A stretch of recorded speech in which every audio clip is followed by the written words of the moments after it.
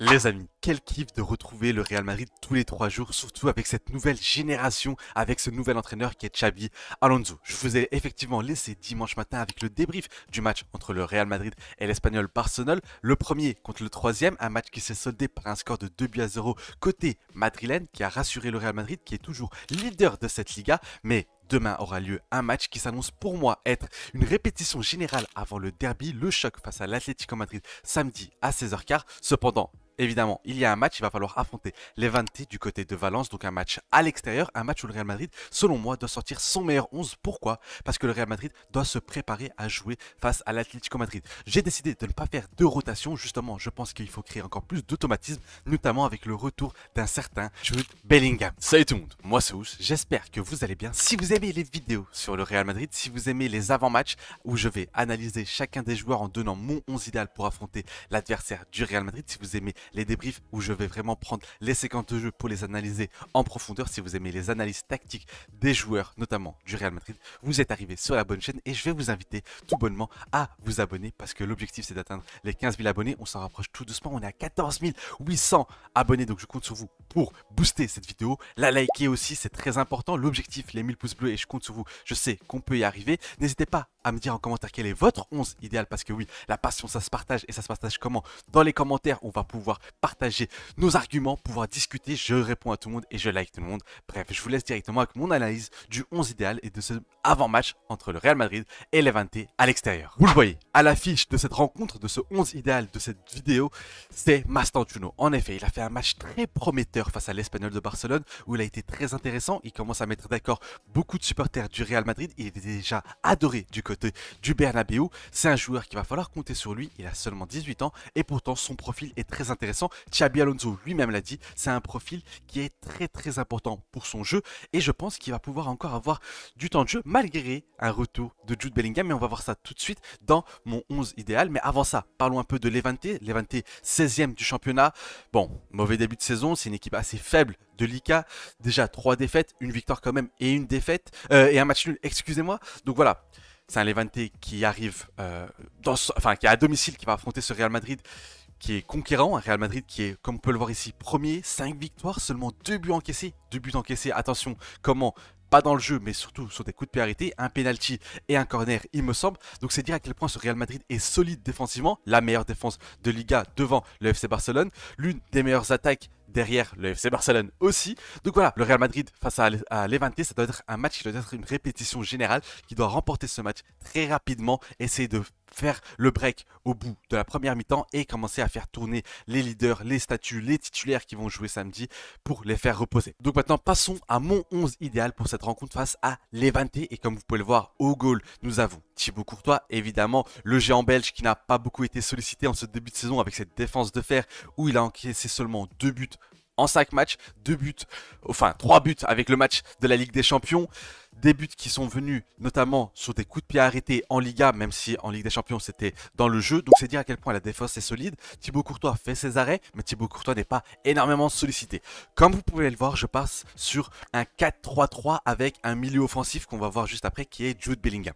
Pour la charnière centrale, je mets Raúl Asensio et le retour de Dean Huysen. Dean Huysen qui se sera reposé avec ce carton rouge, on le sait, illégitime. Lui qui va revenir reprendre son poste, revenir aider au milieu de terrain parce qu'on l'a vu, il manquait d'un joueur comme lui dans cette équipe du Real Madrid, lui qui est devenu directement indispensable pour ce Real Madrid, tant par son talent générationnel que par sa qualité défensive, sa qualité de relance, sa qualité de construction, parce que oui, c'est vraiment un milieu de terrain qui vient s'incruster, c'est un défenseur central qui vient s'incruster au milieu de terrain pour aider à la construction. À ses côtés, je mets pas Militao, parce que j'ai pas envie de prendre de risques. C'est un joueur qui est en train d'enchaîner d'excellentes performances à part le match face à Marseille. C'est un joueur qui enchaîne très bien à un top niveau. Il est en train de revenir à un excellent niveau. Il a marqué un but sensationnel face à l'Espagnol de Barcelone où il a ouvert ce match qui était assez compliqué parce que ce Real Madrid manquait de créativité. Mais vous allez voir que j'ai essayé de remédier à ça via la composition d'équipe. Donc voilà, je mets Raúl Asensio qui a été plutôt bon face à l'Espagnol de Barcelone. On va continuer à lui donner des minutes. Je pense que c'est un joueur qui va pouvoir être excellent dans la rotation, qui va pouvoir gratter des minutes et gagner aussi, pourquoi pas, une sorte de concurrence avec Eder Militao quand ce dernier fera des matchs un peu moins bons. Mais en tout cas, Militao, je le mets au frigo, je le laisse pour le match face à l'Atlético Madrid où on aura besoin de lui. D'ailleurs, si je peux rajouter quelque chose, c'est que aujourd'hui avec Militao et Dinayusen, cette charnière centrale, elle est intéressante à la fois à la relance, mais aussi dans l'aspect offensif, dans le jeu aérien. Je trouve que les deux sont excellents dans ce domaine, notamment dans les coups de pied arrêtés. Bref, donc défense centrale, Raúl Asensio. Pour les latéraux, je pars encore une fois avec Carreras et Carvajal. Les deux sont très très bons. Carreras est sensationnel, inarrêtable. Le joueur est en forme, le joueur est frais, le joueur n'a pas joué la Coupe du Monde des clubs avec Benfica ou très peu de minutes. Il me semble qu'il a presque pas joué, il me semble, avec Benfica. Donc voilà, Carreras, il a fait une vraie pré-saison, il est en forme, il n'a pas non plus ce surplus d'intensité dans ses jambes. Carvajal, la question se pose, mais malheureusement, il n'y a personne qui peut jouer à son poste, à part si tu mets Militao en défenseur central et que tu mets Raúl Asensio. Mais voilà, c'est pas ce qui est le plus intéressant. Moi, je serais pour laisser Carvajal jouer 60-65 minutes pour vraiment avoir sur le 11 de départ, le 11 qui va presque affronter l'Atlético Madrid, même si voilà, il y a quelques changements au niveau de deux postes notamment, mais sinon ce serait normalement ce qu'on devrait voir du côté du match face à l'Atlético Madrid. Les latéraux, il n'y a rien à dire, ils sont excellents défensivement, excellents offensivement. Carreras, c'est tout simplement un crack qui est en train de mettre d'accord tout le monde. Il est l'un des latéraux les plus complets de la planète actuellement. Il est encore trop tôt pour le mettre dans la discussion du meilleur latéral du monde, l'un des 3 meilleurs latérales du monde, mais ça va arriver très rapidement et il va falloir s'accrocher parce que les arguments qu'il a en sa faveur sont excellents. Le milieu de terrain, je mets out Valverde pour deux raisons. Je le laisse se reposer, mais d'un autre côté, j'ai aussi envie de le voir sur le banc pour avoir plus de créativité. On a vu le match face à l'Espagnol Barcelone. Xabi Alonso est parti avec un double pivot Tchouaméni-Valverde et c'est un double pivot qui, certes, t'apporte de la solidité, certes, t'apporte de l'intensité, mais il t'apporte aussi ce côté très très mou de ce Real Madrid, c'est-à-dire cette équipe qui n'est pas capable de faire avancer le ballon rapidement, de ne pas trouver des solutions, de la créativité. Il a manqué de la créativité. Arda Güler avait été mis au repos, ou peut-être que Xabi Alonso a voulu tester quelque chose d'autre, mais en tout cas, je pense qu'il va revenir très rapidement à son poste de titulaire. Il va pouvoir apporter sa créativité. Et avec un Jude Bellingham qui va arriver en tant que numéro 10, parce que Xabi Alonso l'a dit, à la fois Arda Güler et Bellingham peuvent jouer ensemble, et surtout il avait en tête de les faire jouer ensemble, mais surtout Jude Bellingham va jouer dans le rôle de numéro 10, c'est-à-dire le rôle qu'occupait entre guillemets Arda Güler en ce début de saison en l'absence de l'international anglais. Et c'est quelque chose qui me plaît, parce que Arda Güler au poste de milieu terrain 8-6, dans ce rôle un peu comme Vitinha, Pedri, qui va apporter sa créativité, qui va aider à la relance, qui va vraiment être ce milieu qui va à la fois relancer, construire et participer aux offensives.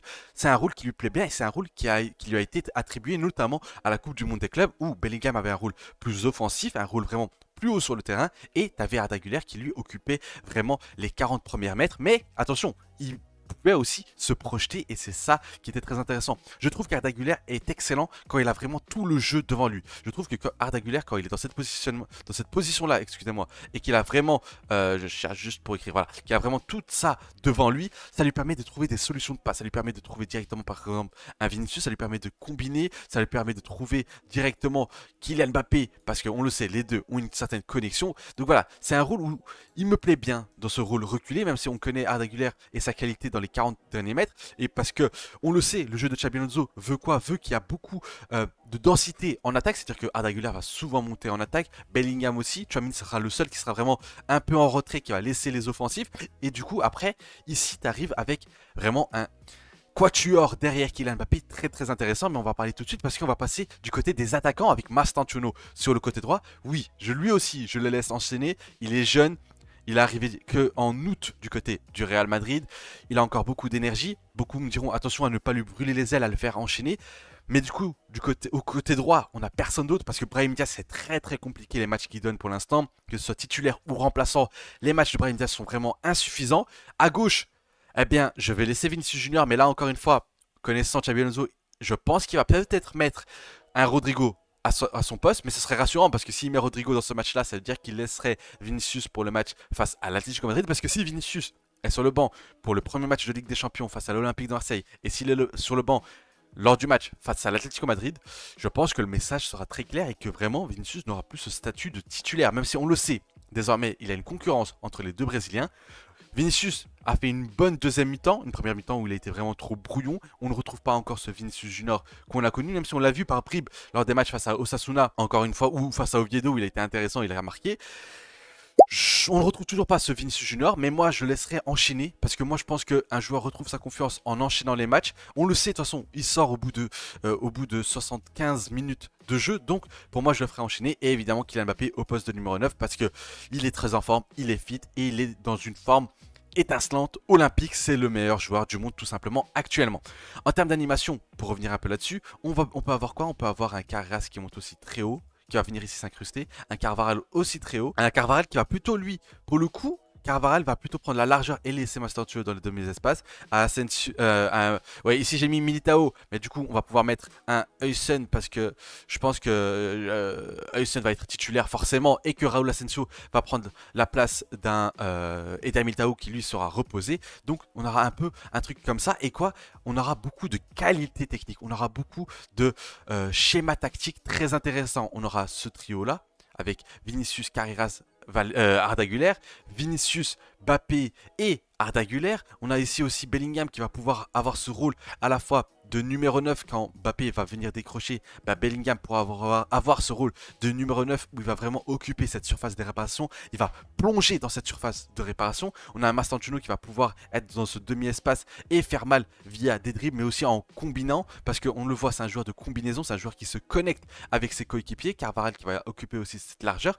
Donc on peut avoir quelque chose de très très intéressant avec cette équipe du Real Madrid, avec beaucoup de créativité. Effectivement, on est sur une équipe qui a beaucoup de côté offensif, entre guillemets. Même si, attention, on peut imaginer aussi avoir un Asensio, un Huysen, comme on l'a. En fait, on peut imaginer ce qu'on a vu aussi lors du match face à l'Espagnol Barcelone, avec 3 défenseurs centraux où Carreras il occupe un rôle hybride entre défenseur central et latéral offensif, c'est d'ailleurs très intéressant. Un Mbappé un peu plus bas avec un Bellingham qui monte, mais là on peut peut-être plus inverser avec un Mbappé au poste de numéro 9 et un Bellingham dans ce rôle de numéro 10, un Mastantuono aussi dans ce rôle de numéro 10 et un Carvajal et Vinicius qui vont venir écarter et élargir le terrain et ainsi avoir une animation un peu dans ce style-là qui est très intéressant parce que ça crée quoi?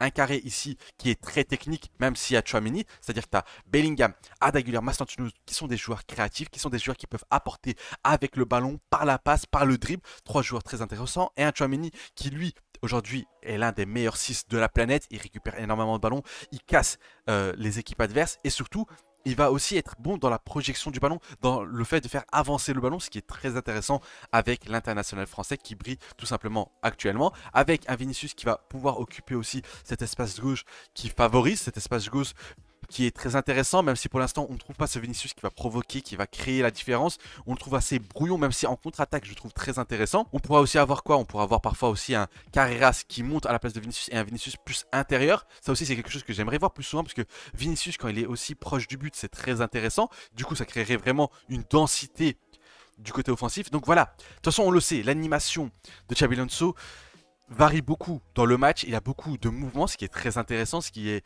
le principe d'une équipe moderne actuellement en 2025, c'est-à-dire une équipe qui bouge énormément, qui beaucoup de joueurs sont capables de faire à la fois milieu de terrain, attaquant, ailier, qui sont capables de décrocher, qui sont capables de prendre la profondeur.